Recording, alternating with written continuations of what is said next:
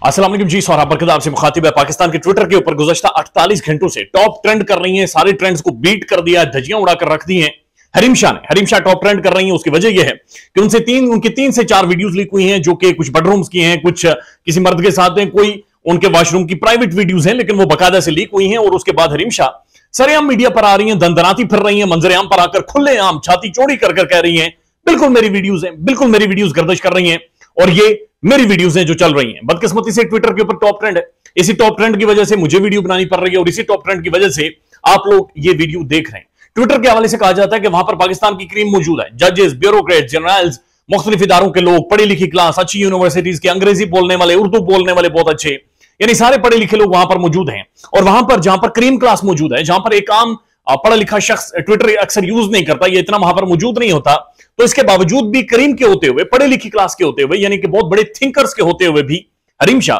वहां पर ट्रेंड कर रही है। यानी कि पाकिस्तान की जो एलीट पढ़ी लिखी बहुत बर जजेस की, ब्यूरोक्रेट्स की बहुत बड़ी जो क्लास है पाकिस्तान की, उनके लिए मसला हरीम शाह है। अब हरीम शाह की जो वीडियोस मंजर यहां पर आई हैं 3 से 4, हरीम शाह अभी तक ये कह रही हैं अपनी कुछ दोस्तों का नाम लेकर के, जनाब इन मेरी दोस्तों ने लीक की है, मेरे मोबाइल फोन से डेटा इन्होंने लीक किया है और इन्होंने ये डेटा वायरल किया है। अब जिन दोस्तों का वो नाम ले रही हैं वो भी हरीम शाह की तरह ही है, वो भी वही उसी क्लास का हिस्सा है या उसी पैटर्न का हिस्सा है, इवन उसी फ्रेंड सर्कल का हिस्सा है हरीम शाह का, जो इसी तरह की वीडियोस इससे पहले लीक करती रही हैं, जो कभी उलमाए कराम को, मौलवियों को बदनाम करती रही हैं, कभी पॉलिटिशियंस को बदनाम करती रही हैं, कभी कुछ लोगों के साथ मैनेज करके पाकिस्तान के फॉरेन ऑफिस में जाती रही हैं। और एक ऐसे सेंसिटिव टाइम में जब तालिबान के एक इंपॉर्टेंट 3 डेलीगेशन ने, अमेरिका ने विड्रॉ नहीं किया था और उन्होंने पाकिस्तान आना था, उस दौरान फॉरेन ऑफिस के अंदर से, यानी वहां पर बैठकर हरीम शाह वीडियो बनाते हुए, दंदनाते फिरते हुए फॉरेन ऑफिस के अंदर भी देखी गई है। यानी कि उनकी पहुंच बहुत ज्यादा है, यानी उनकी पहुंच वहां तक है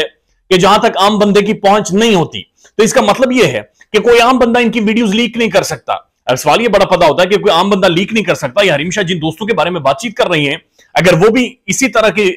इसी कैनवस की हैं, इसी फ्रेम ऑफ माइंड की हैं, अगर उन्होंने भी लीक नहीं की, तो फिर ये लीक किसने की है? क्या ये वाकईतन वीडियो लीक हुई है? ये भी एक बड़ा सवाल है, क्योंकि ये वीडियोस लीक हुई मालूम नहीं होती, ऐसा लगता नहीं है ये वीडियोस लीक हुई है, ऐसा महसूस हो रहा है बाकायदा से एक सिस्टमैटिक वे में इन वीडियोस को रिकॉर्ड किया गया है और उसके बाद मार्केट में ये वीडियोस छोड़ी गई हैं। कहा जा रहा है, स्पेकुलेट हो रहा है, मुख्तलिफ जगहों के ऊपर डिस्कस हो रहा है कि शायद कुछ अहम तरीन लोगों ने इन वीडियोस को खुद अपने तई खरीद कर पाकिस्तान में छोड़ा, पाकिस्तान में लीक किया, पाकिस्तान के ट्विटर के ट्रेंड्स को नीचे लाया, पाकिस्तान के अंदर जो प्राइम टेलीविजन है उसका एयर टाइम कंज्यूम करने के लिए, पाकिस्तान के सोशल मीडिया का टाइम कंज्यूम करने के लिए कुछ अहम लोगों ने हरीम शाह की उनसे ये वीडियोस खरीद कर करोड़ों रुपए के इव्ज में, ये स्पेकुलेट हो रहा है, एलिजेडली, मुबैना रिपोर्टेडली, ये बाकायदा से मार्केट में छोड़ी हैं, लीक करवाई गई हैं, ताकि जो आटे की कतारें लगी हुई हैं, चाहे जो 40 से 47% तक इन्फ्लेशन पहुंच गई है, चाहे जो पाकिस्तान की अदालतों में बहुत बड़े बड़े केसेस चल रहे हैं, ताकि पाकिस्तान के अंदर जो जनरल रिटायर्ड अमजद शोएब के साथ किया जा रहा है, ताकि पाकिस्तान के अंदर जो ह्यूमन राइट्स वायलेशन है